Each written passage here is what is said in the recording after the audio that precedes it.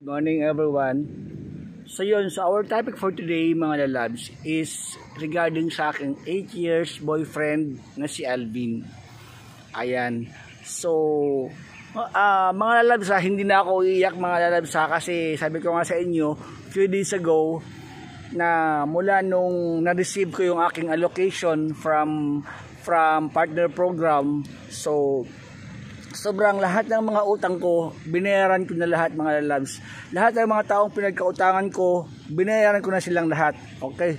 So, ngayon mga lalabs, maybe ito na yung huling pagkakataon na manggitin ko sa inyo ang aking 8 years na pag-ibig na si Alvin joined into Vic Fabi model. So, paano nga ba nag-uumpisa ang lahat? So yun mga lalabs, so actually kagabi nag-chat sa akin yung, few days ago, hindi kagabi, nag-chat sa akin yung asawa ni Alvin kung nakita niya ba daw si Alvin, kung nasa akin ba daw, kasi every time kasi na kapag si Alvin ay malungkot or nag-away sila ng asawa niya, sa akin talaga yung pumupunta, sa akin yung chinachat ng kanyang asawa. So kagabi, yung isang gabi, one of my super fan subscribers na kumbaga pinagbigyan ko ng number ni Vin kasi si Vin kasi meron na siyang Telegram ngayon eh. So pinagbigyan ko siya ng kanyang number at dahil nga since super fan na siya ngayon, so pinagkatiwala ko sa kanya si Vin. Sabi ko si Vin, hindi na ako interesado sa kanya. Bakit? Kasi syempre ang kumbaga yung pag-ibig natin meron na talagang hangganan. So maybe ito na yung time na hindi ko na talaga mahal. Kumbaga sinasabi ko hindi ko na talaga siya mahal. Meron pa rin akong care kay Alvin, pero yung pagmamahal talaga na magki-care pa ako, hindi na. Kasi mula nung pinatulan niya si Vic Fabi at nakita ko yung kanilang video, talagang na-ember na talaga ako ng bonggang-bongga talaga. Alam mo yun na-offend ako, parang ganun, na hindi na siya nagpapaalam sa akin, parang ganun. So paano ba nag-uumpisa ang lahat? Paano ba, alam mo yun, paano ba nag-uumpisa ang lahat? So nag-uumpisa ang lahat 2011. Ayan. Nung mga kasagsagan na Star Magic pa lang ako at kasikatan ko pa. So yun, nakilala ko si Alvin sa isang gym. Ang trabaho ni Alvin dati ay isang mekaniko. So sobrang dungis talaga niya talaga. Pero makikita mo pa rin sa isang tao talaga na gwapo talaga siya. So ang nangyari noon mga loves, binihisan ko yung tao. Since maganda yung trabaho ko dati, talagang nakapundar na ako. 2011 meron akong sariling negosyo, meron akong sariling bahay. That was 2011. Ayan, so talagang yung mga kasagsagan na nakaipon na talaga ako talaga. So yun mga lalab, so binihisan ko yung tao. Pinag-gym ko, alam mo yung ganon. Nag-gym kami, wag ganon. So talagang naramdam ko talaga na mahal talaga ako ng tao talaga. So para sa akin, actually marami ang mga nagtatanong sa akin kung bakla ba si Ben o lalaki. So si Ben kasi para sa akin bisexual siya. Kasi nung panahon or nung time na kasikatan ko pa 2011, talagang nung nakita ko ni Alvin talaga, tingin kumbaga tingin ng tingin. So sabi ko ganoon, bakit ganun? Sabi ko, kinausap ko siya, sabi ko gusto mong ano bang gusto mo bang, kasi sa gym kasi meron kasi doon sa Alan Gym, kapag ako nag-gym doon, lahat ng mga tao doon, nililibre ko talaga silang lahat talaga. Oo, kahit yung kasi dati kasi nag-handle pa ako ng mga model dati. So, sabi ko, gusto mo ba ng Sting or something ganon, mga ganon. Kasi sobrang, marami pa akong pera before year 2011 eh. So, sinabi ko sa kanya, ano bang gusto mo? Kasi tingin sa akin. Sasabi niya, wala naman po, sabi niya, na-amaze lang ako sa'yo, para something ganon. So, ngayon, siyempre gwapo, bakla nga ako, di ba? So sabi ko nga okay. So yun mga lalab, so hanggang sa magka-friends na kami sa Facebook, mga ganun. So nakita ko talaga siya, alam mo itong batang ito talaga, may potential itong batang ito talaga na, alam mo yun, pwede maging model kasi matangkad si Ben eh, gwapo, bagets sa bagets. 17-year-old pa si Ben nung mga time na yun. So yun mga lalab, so Binihisan ko yung tao, binihisan ko siya, pinag-gym ko, alam mo yung gano'n. So ang tagal namin, umabot kami ng 8 years, isipin mo ha. So nung mga bandang 2016, nung kinuntak ako ni Vic Fabi, ayun, doon na nag-umpisa ang lahat. So nung 2016, nung kinuntak ako ni Vic Fabi, na alam mo yun, na kunin niya akong endorser, ayun. So pumayag ako. Sige, pumayag ako kasi endorser ako kasi si Fabi dati, meron siyang Big Fabi Magazine. So isa ako sa mga endorser doon at isa sa mga sikat ngayon ang mga nag-i-endorse din doon. Yun. Siyempre may mga asawa na sila ngayon. So yun, so para na lang din sa security ng ibang mga artista na alam mo yun na hindi naman kasali. So hindi ko na sila babanggitin mga lalabs kasi mahirap na magkaroon ng kaaway. Kasi ayoko nang dagdagan pa yung aking mga kaaway ngayon. O ayoko nang dagdagan pa yung mga nambabasa sa akin ngayon. Okay? Na sinasabing nagpapasikat ako, alam mo hindi ko na kailangan magpasikat. Okay? Kasi nung araw na na-receive ko yung allocation ng aking partner program na almost 20 million, okay na ako. Happy na ako. Hindi ko na kayo kailangan. Yung mga taong sinasabing nagpapalaki ako kumbaga nagpapasikat ako, hindi na kailangan. I don't need it. So yun mga lalab. So nung mga panahon na yun, ayun na. Tapos nag-endorse ako, nag-signing contract na ako, mga ganun. Hindi dumating sa punto na kinausap ako ni Vic Fabi na pwede bang tsak-tsakin ka ng aking mga model, mga model niya, bayaran ka namin. Pero sa totoo lang ha, wala kaming usapan na ganun pala ang mangyayari. Okay? So syempre bakla ako, 'di ba? So pumayag ako noong panahon na yun na magpa-video ako, parang ganun.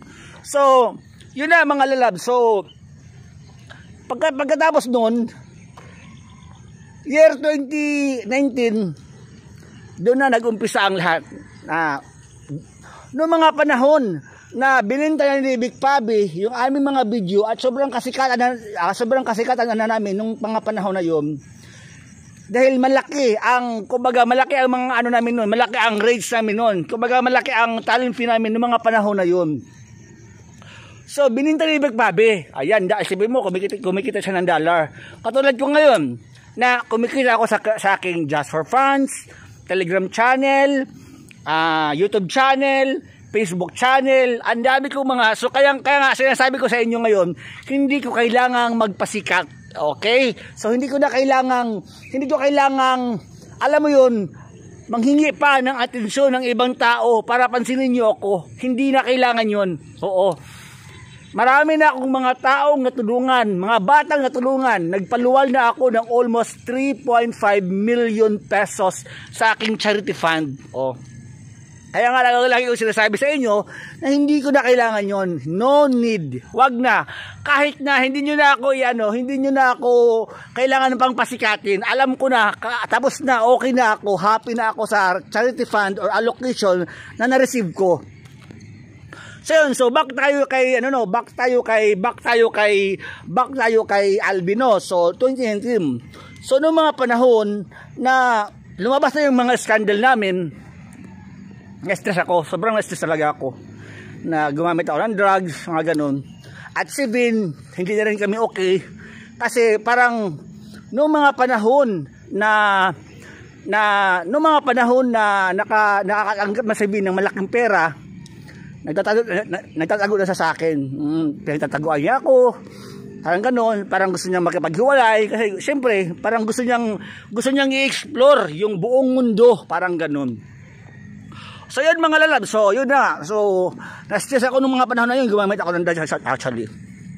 Yun yung mga kasagsagan din na huli na ako nung lumabas yung mga scandal namin. Natsogi din ako sa kasi meron akong kontrata sa Cherry Mobile eh. So natsogi ako doon, lahat ng mga meron ako nawala lahat dahil sa scandal na yan. Okay. So yun, si B naman, umalis na rin sa akin, naghiwalay na rin kami dahil yun na nga, dahil nga gusto niyang i-explore yung buong mundo, so para makaipon na rin siya ng pera.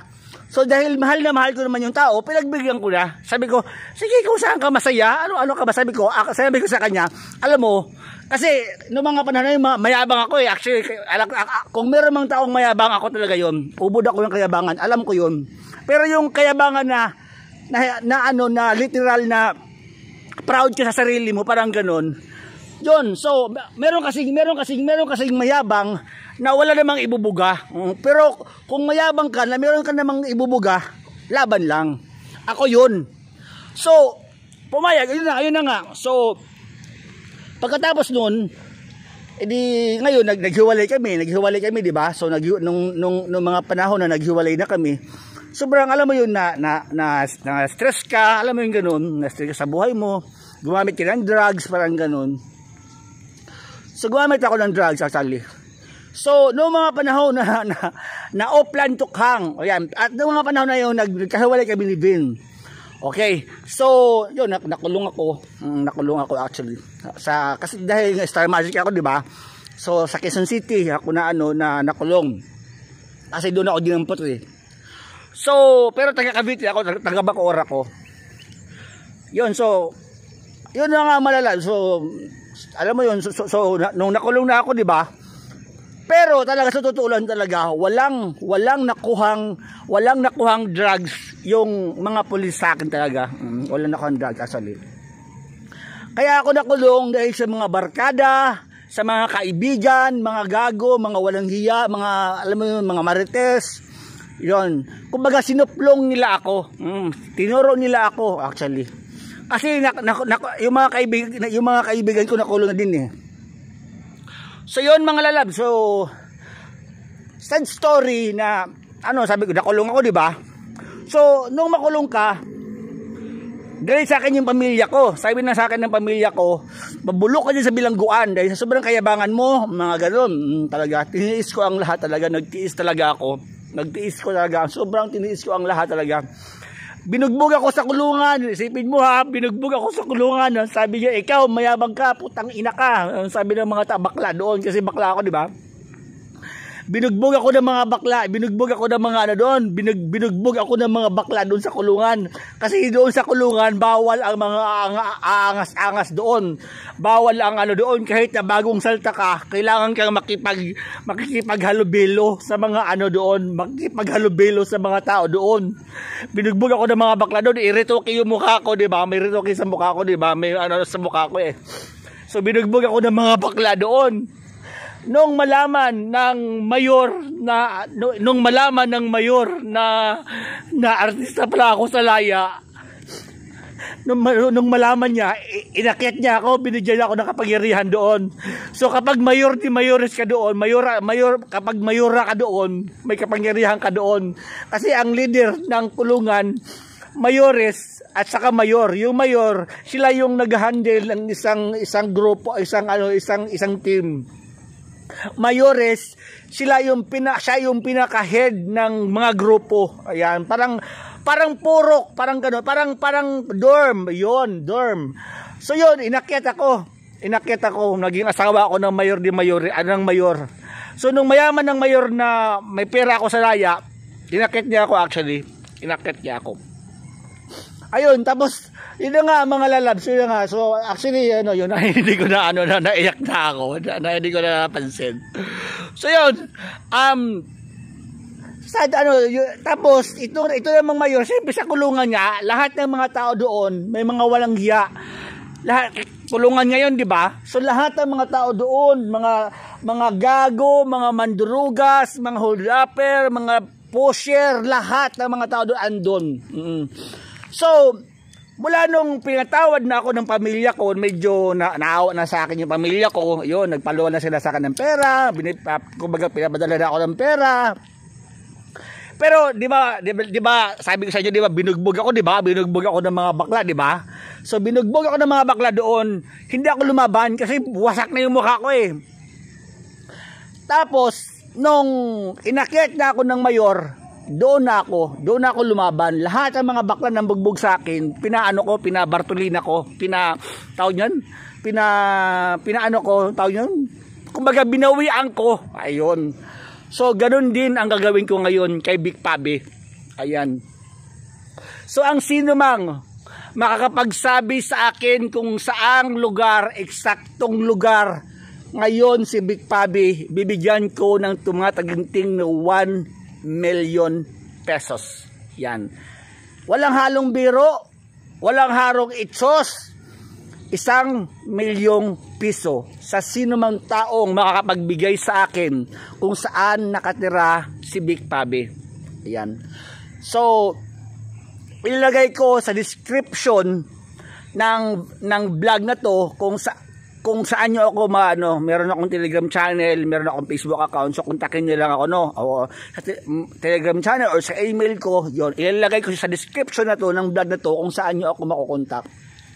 Ayun, so nung nakulong ako, ngayon, hindi pa tapos yun. Nung malaman ng Mayor de Mayores na ganun pala ako sa laya, parang kinausap niya yung mayor doon na pwede bang sa akin mo na ibigay yung ano mo, kumbaga yung ano mo, yung mayora mo. Ganda, di ba? Ang ganda, di ba? Totoo yun talaga. Walang halong biro talaga. Walang halong ano talaga. Walang ano. Kasi nung malaman, nung parang, kasi di ba nag-ano yun, di ba? Pangapanahon yun ng nagko-COVID, di ba? Ng mga panahon yun nagko-COVID. So, lahat ng pera ko, lahat ng pumapasok kong pera sa Dalaw, binibigay ko doon sa sa mayor. Tuwang-tuwa yung mayor talaga. Sabi ng mayor, jackpot ako nitong baklang ito. Sabi niyang ganon. So yun, so pagkatapos nun, parang feeling ko na parang ginamit na ako ng mayor, pero syempre, ano pa rin, kumbaga, ano pa rin na meron pa rin akong utang na loob na inakyat ako ng mayor kasi privilege mo yun eh. Kumbaga, reyna ka doon sa kulungan dahil bawal kang galawin kasi isa kang mayora. Ayun. Gwapo din yung gwapo din yung mayora. Ngayon, sabi ko bababa na ako mayor, kasi di ba mayor ako, di ba? So bababa na ako, gusto ko na lang yung mag-ano na lang ako. So nung bumaba ako, pinayagan naman ako kasi karapatan mo yun eh. So inakyat ulit ako ng Mayor de Mayores. So ano ba ang Mayor de Mayores? Siya yung may pinakamataas na katungkulan sa City Jail. Ayan, o di ba, ang ganda, di ba? Ngayon, tapos, balik tayo sa aking kaso. Yung aking kaso dati ay 511 lamang, pero wala talaga silang drugs na nakuha sa akin talaga. I swear to God, walang nakuha drugs.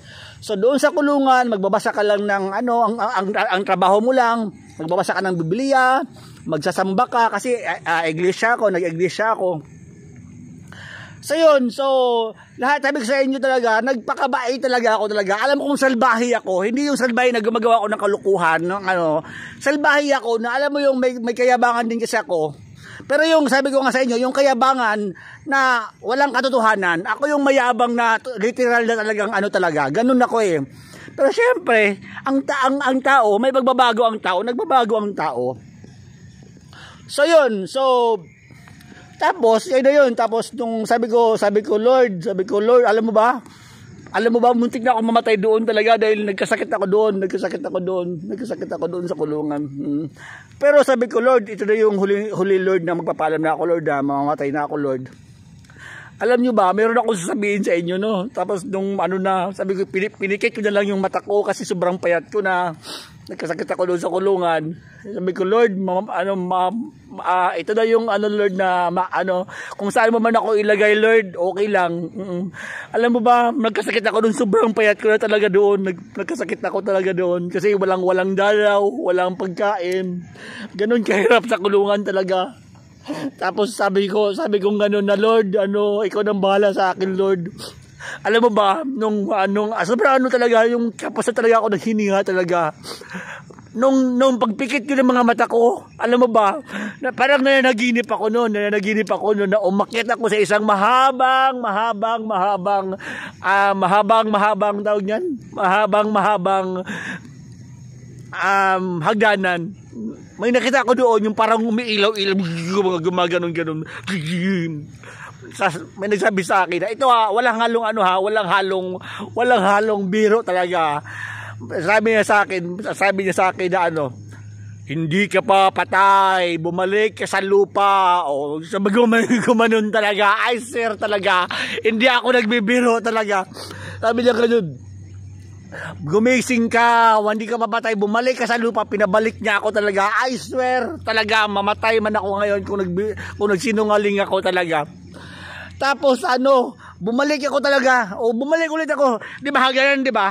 Hagdanan, sobrang haba ng hagdanan talaga. Sobrang haba ng hagdanan ano ko talaga. Tapos doon sa dulo, kumikidat-kidat talaga. Nagkikidat-kidat. Tapos yun na nga, sabi, pinabalik niya ako. Hindi pa daw ako patay. Hindi pa daw ako patay. Pagising ko, buhay ako. Kinabukasan, dinala ako ng ospital. Dinala ako sa ospital ng Quezon City Jail. Sobrang ano talaga, shout out sa inyo talaga. Sobrang salamat talaga, lalo na yung mga lalo na yung mga nagtawag nyon doon sa na yung mga nag-handle ng kasi lalo na noong mga panahon kasi na yun talaga, mahina ang rescue ng city jail kasi nga pandemic, parang ganoon, bawal kang ilabas, bawal kasi nga yun na nga, pandemic nga. So, yun na nga. So, talagang binigyan ako ng Diyos ng pagkakataon talaga na mabuhay pa talaga. Ngayon, sabi ko actually, meron akong pera sa bangko pa. Hindi ko pa sinabi sa pamilya ko na meron pa ako nakatagong pera sa bangko. Kaya sabi ko, Lord, pag ako, Lord, binuhay mo, Lord, lahat ng pera ko sa bangko, Lord, ipamimigay ko talaga, Lord, sa mga gusto ko tulungan yung mga bata, Lord. Alam nyo ba, it was granted. Talagang nangyari pala talaga. Talagang nagkakatotoo talaga yung sinabi ko talaga. Sabihin mo nung lumaya ako, kinausap ako ng judge, sabi ng judge, actually, walang nakuhangdag sa'yo. Ngayon, bibigyan kita ng pagkakataon para lumaya ka. Bibigyan lang kita ng 6 months kasi so 2 counts ako, so 1 year ako. So 1 year. So at dahil dyan, sumali ako ng Ginoong Quezon City Jail 2020 at nag-first runner up ako. Yun na, parang bumaba yung aking sentensya. Bumaba yung aking, bang tawag niyan? Bumaba yung aking instead na abot ako ng 1 taon mahigit, eksaktong 1 taon lang. Ayan.